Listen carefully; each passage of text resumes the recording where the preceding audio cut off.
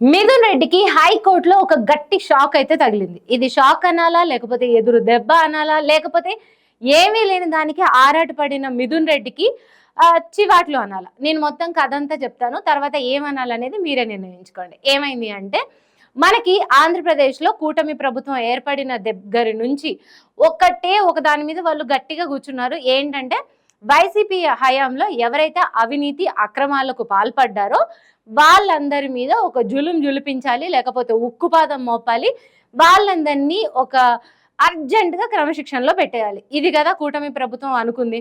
అయితే ఇదే వేలో ముందుకెళ్తున్నారు కూటమి ప్రభుత్వం. మరి పరిపాలనలో ముందుకెళ్ళట్లేదు అనే డౌట్ మీకు రావచ్చు. అది నాకు కూడా తెలియదు. ఎందుకంటే ఈ 10 నెలల బట్టి ఇదే జరుగుతుంది లేండి. ఇది ఒక్క నిమిషం పక్కన పెడితే అసలు విషయం మాట్లాడుకుందాం. ఏంటంటే, మిథున్ రెడ్డి ఈ కూటమి ప్రభుత్వం ఏదైతే ఉందో, ఈ లావు కృష్ణదేవరాయలు కానీ, లేకపోతే ఇక్కడ ఎవరైతే టీడీపీలో ఉన్న నాయకులు, కూటమిలో ఉన్న నాయకులు గట్టిగా లిక్కర్ స్కామ్ జరిగింది. ఎక్కడ జరిగింది? వైసీపీ హయాంలో జరిగింది. ఎవరు చేశారు? మిథున్ రెడ్డి చేశాడు, వైఎస్ జగన్మోహన్ రెడ్డి చేశాడు, సజ్జల రామకృష్ణారెడ్డి చేశారు. ఏదైతే ఏంటి మొత్తం అందులో ఉన్న పెద్ద తలకాయలు అందరూ చేశారంట. దీని మీద వెళ్ళారు రావు కృష్ణదేవరాయలు, అమిత్ షా దగ్గర నుంచి, మోదీ దగ్గర నుంచి వీళ్ళ మీద ఎలా అయినా సిఐడి విచారణ జరపాలి, దీంట్లో ఈడీని ఇన్వాల్వ్ చేయాలి, ఇదంతా జరిగింది.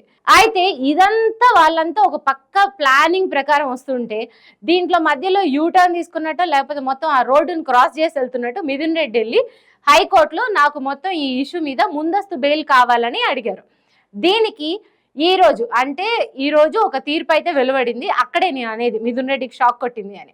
ఎందుకు అంటే, ఇది సెప్టెంబర్ 23లో 2024 ఆ రోజు సిఐడి ఇది కేసు అయితే పెట్టడం జరిగింది. దాని తర్వాత మార్చి 24నో 23నో వాదనలు అయితే విన్నది హైకోర్టు. ఆ తీర్పుని ఈ రోజు ఏప్రిల్ 3కి అయితే వాయిదా వేసింది. ఈ తీర్పు ఇచ్చేటప్పుడు అక్కడ సిఐడి తరపు న్యాయవాది సిద్ధార్థ్ లూత్రా అండ్ మిథున్ రెడ్డి తరపున న్యాయవాది టి నిరంజన్, వీళ్ళిద్దరూ సీనియర్ అడ్వకేట్స్ అనమాట. వీళ్ళిద్దరూ అక్కడ మాట్లాడడం, వాదోపవాదనలు విన్న తర్వాత అసలు వీళ్ళు ఏం చెప్పారంటే, సిద్ధార్థ్ లూత్రా మిథున్ రెడ్డి గురించి అన్నారనమాట. ఏంటంటే, అసలు ఈ కేసులో ఆయన పేరు లేదు, ఇప్పటి వరకు ఒక నోటీస్ వెళ్ళలేదు, లేకపోతే ఆయన్ని వచ్చి విచారణకు హాజరవ్వాలి అని ఒకళ్ళు అడిగింది లేదు. ఎందుకు ఆయన బెయిల్కి ముందుకి అసలు విచారణే లేని కేసులో ఈయన ముందస్తు బెయిల్ ఎందుకు తీసుకుంటున్నారు? అవసరం లేదు కదా అని అన్నారు. దానికి హైకోర్టు కన్విన్స్ అయింది. ఆ కేసు మొత్తాన్ని, అంటే ఈయన ఏదైతే బెయిల్ అడిగారో దాన్ని కొట్టేసింది అనమాట. ఈ విధంగా మిథున్ రెడ్డికి ఒక గట్టి షాక్ అయితే తగిలింది. అసలు ఆలు లేదు చూలు లేదు, అల్లుడి పేరు రామలింగం అన్నట్టు అసలు ఏమీ లేని దానికి ముందస్తు బెయిల్ ఎందుకు?